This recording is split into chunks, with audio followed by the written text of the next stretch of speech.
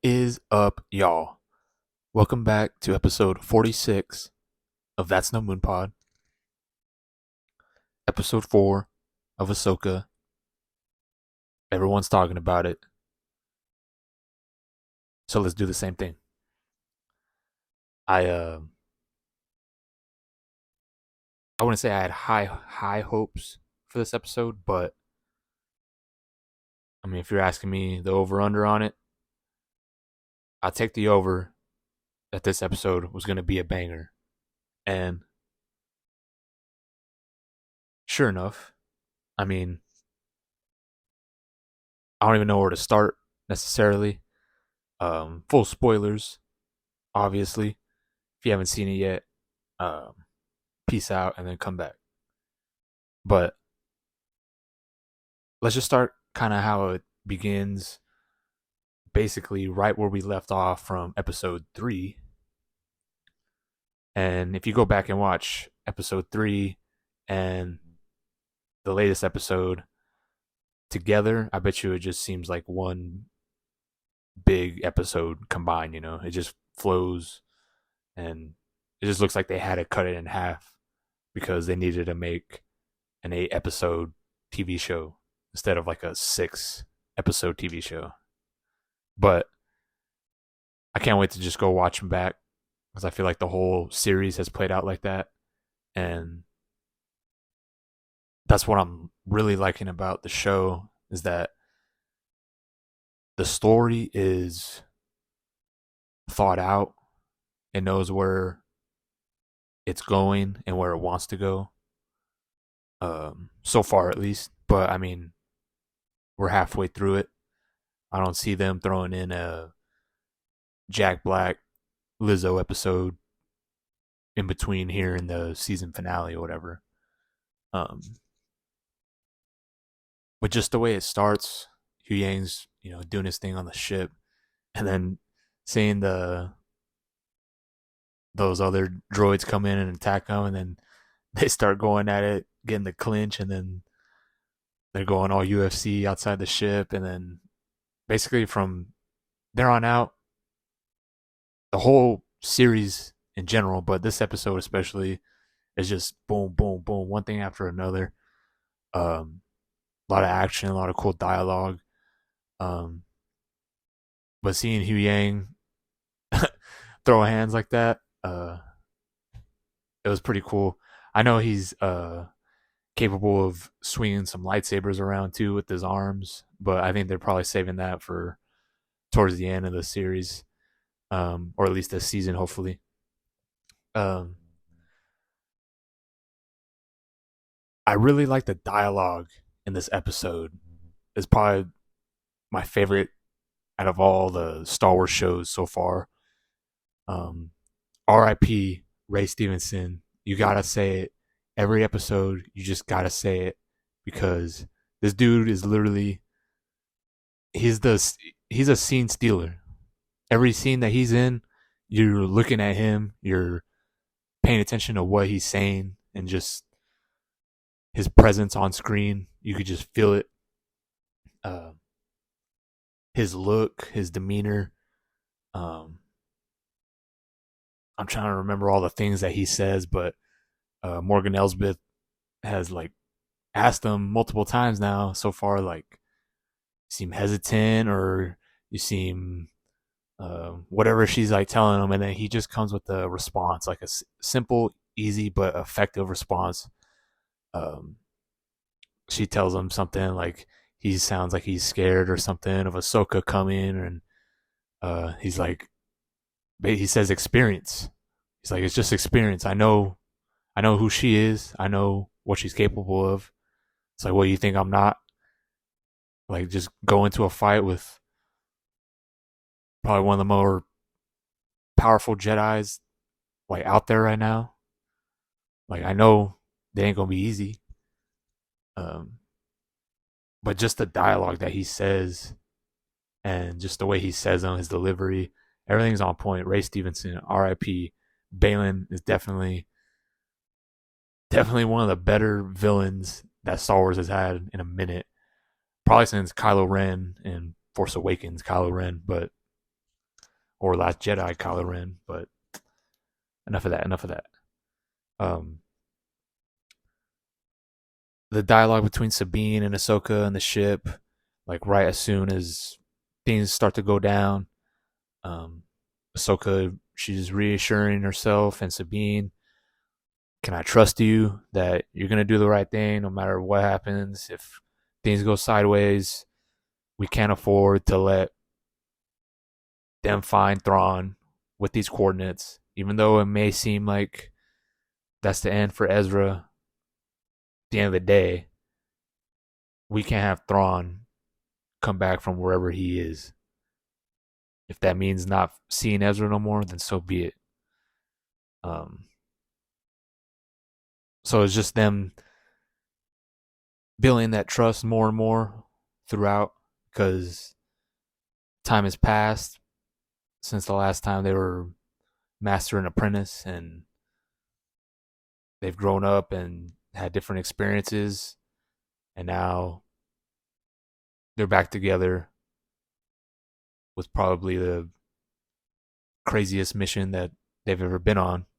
And that's saying a lot.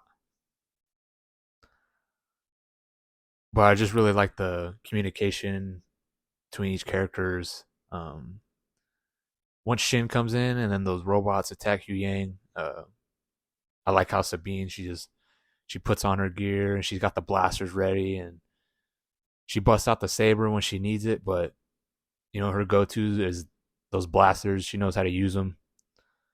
Um, it was cool just to kind of get a round two of Shin versus Sabine because the third one, Sabine has got to get her, and I think it's going to be dope.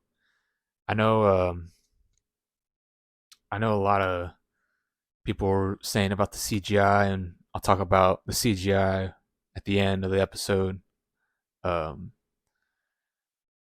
it did look like the volume like heavy when they were in that red forest or whatever with the ship.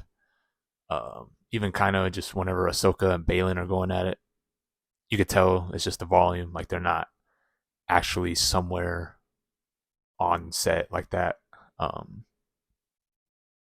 or on location.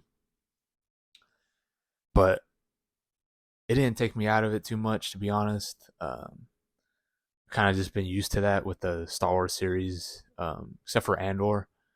Um, like Kenobi, all the fights just seem like they're in the back lot of some cement plant or something like that. Um,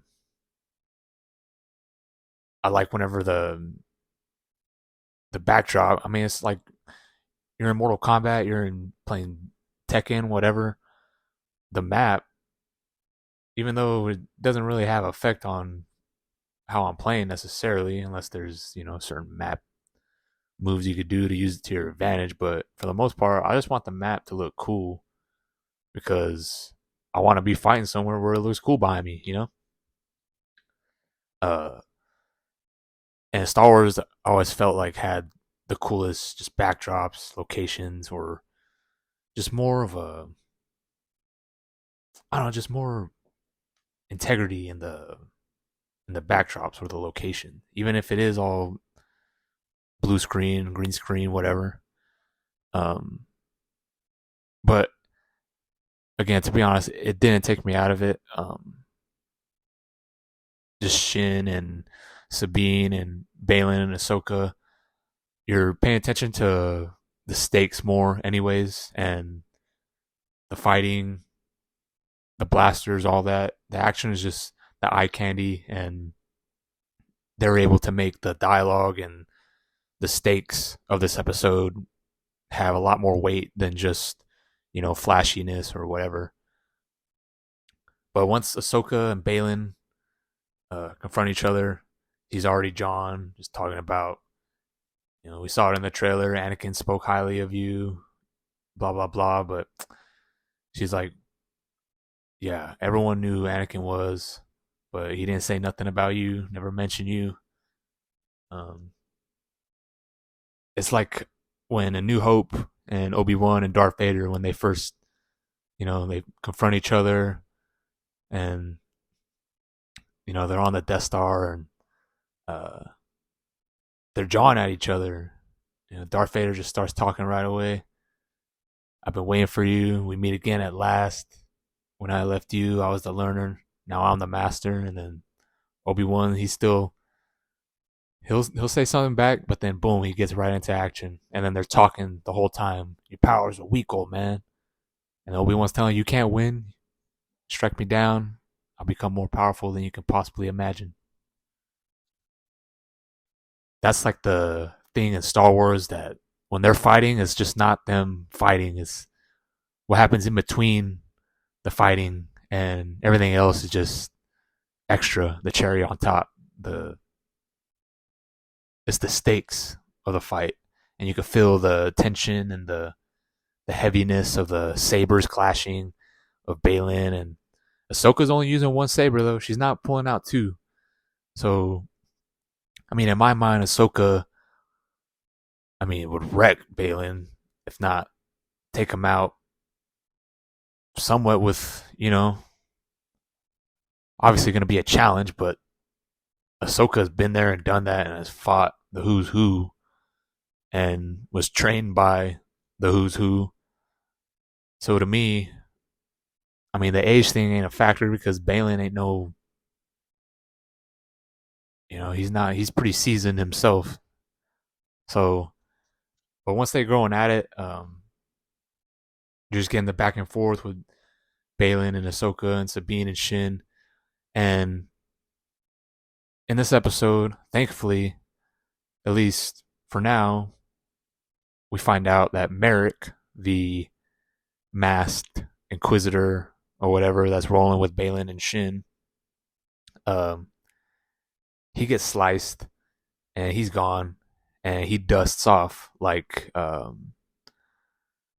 Night Sisters, the magic, the Dathomir, the witch's magic, the green smoke.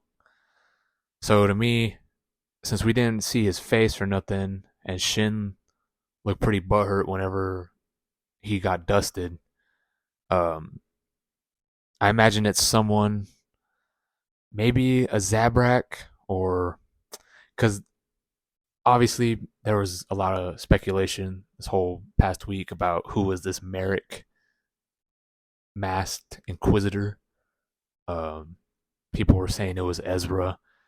A lot of people were saying it was Starkiller, possibly Sam Witwer. I was leaning towards maybe if it's Starkiller, it's a clone of Starkiller that they've been trying to perfect. And it looks like Sam Witwer, it looks like Starkiller, but it's not the Starkiller. It's just a cloned, maybe witch magic version of Starkiller, who's obviously not as powerful because they can't get the cloning process right, because they can't get Grogu. That's why they wanted Grogu and Mando, because they're trying to bring a Starkiller or eventually Snoke into the picture.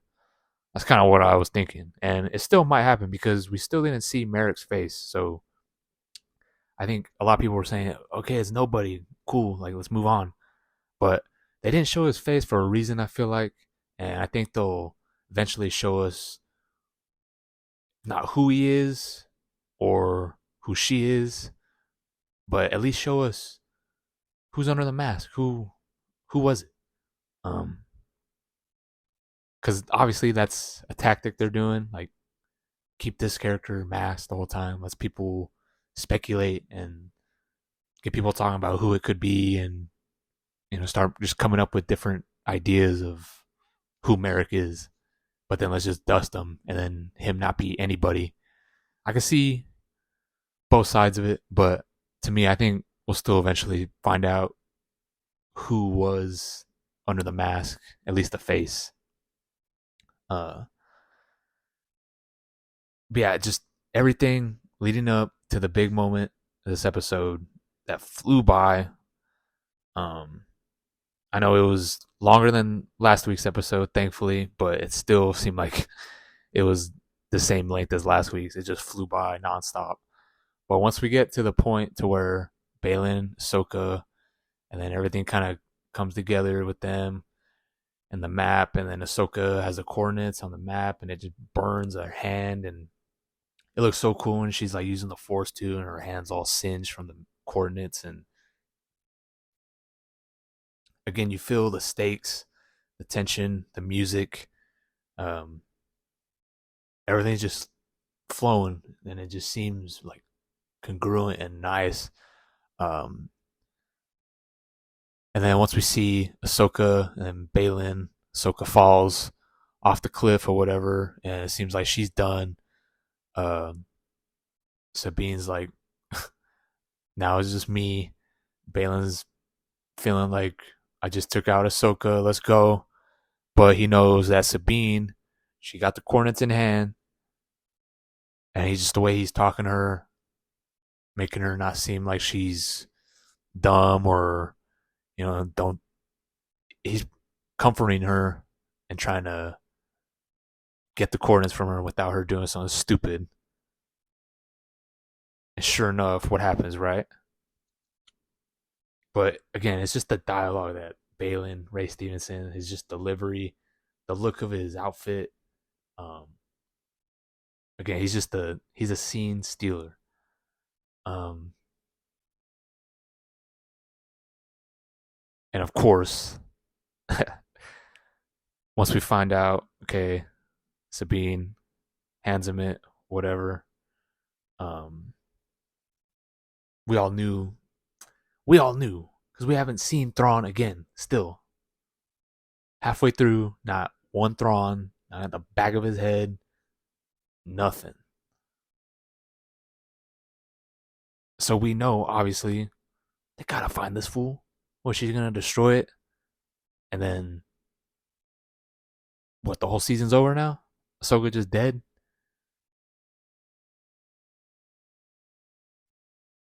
But we know where Ahsoka is at least, and y'all gotta let me know what y'all thought. Um, as soon as she wakes up, right, and then you kind of just see like where she's at. Like as soon as she stands up, okay, she's in space, and then the world between worlds. Just her looking around, and then you almost know you're just waiting for it at this point. As soon as that happens, as soon as she stands up, you're waiting for it, and then you're Hayden Christensen, Snips. As soon as you hear that, and then she knows right away. There's only one person that called her that, and it's just her turning around and seeing him standing there. It's just a crazy moment because I mean we've all been saying we've been wanting something like this, and we're hoping for this kind of deal, and it's a perfect way to end the show, the episode, because everyone knows that next week is gonna be crazy. What everyone's talking about: Anakin coming back, reunited with Ahsoka. It has to be obviously before he turns. So at this point where we're seeing Anakin in the world between worlds, which I think is gonna open up a lot of different possibilities for Star Wars projects going forward. Um, you don't have to stick to this one line of lineage or whatever. You could branch off and tell this crazy tale in another galaxy somewhere else. Um, I think this is going to be kind of just even more world building and just lore within Star Wars, creating this world between worlds in live action, getting more people talking about this kind of possibility in Star Wars. And again, it's just world building, and it's cool that we're gonna pretty much get this journey with Anakin and Ahsoka, Hayden Christensen. Uh, and if y'all don't know, I'm sure y'all heard by now. Y'all listen to this. That next week episode episode 5 is supposed to be in select theaters, and I forget exactly how long they said the episode was supposed to be, but um, it's supposed to be a pretty lengthy episode next week. And I think what we got in this episode is literally just the appetizer, because I think we're gonna see some craziness that just I'm thinking, Luke coming in Mandalorian and all these different kind of things that they've given us to, the stuff with Kenobi and Anakin and Darth Vader, like Boba Fett coming back, Cad Bane. Um, I think this is gonna be that, except just way better. And if they're putting this episode or next week's episode in select theaters, I'm jelly if you could go and see it yourself. But they got a lot of confidence in it, obviously, if they're doing all that. So that being said, I can't wait. I think Star Wars is back, maybe. I don't know. Let's wait till next week, and then we'll say if Star Wars is officially back for the time being. But let me know what y'all thought of the episode, y'all. Um, you can say whatever. Um, again, I'd probably give this episode at least a 9. I think some of the CGI with the um, just the backdrop, you could tell they're in the volume in a lot of scenes. And I thought Hayden Christensen didn't look too bad. Thought he looked decent. Decent enough. I didn't think it was like the first Luke Skywalker moment. It wasn't Mando season 2 Luke Skywalker or Book of Boba Fett Luke Skywalker for that matter. And it's weird how it's like the Book of Boba Fett Luke looks way better than the de-aging that they've done with Hayden and what they did with Ewan McGregor and Kenobi. But I think if they're putting next week's episode out in select theaters, I think they got a lot of confidence in it. So I think the CGI on young Annie will be a lot better next week. Hoping. But again, let me know what y'all thought. I can't wait for next week, y'all. Football's back this week. A lot of exciting things are slowly coming up. Like, comment, subscribe. I'll be back next week. Follow me on my socials. Links will be in the description. I'm still posting comic books for free on my Snapchat, on my public profile. Again, all my links in the description. Until next week, y'all. Hope y'all have a great rest of y'all's week. Y'all stay safe. And I'll catch y'all on the flip. Peace.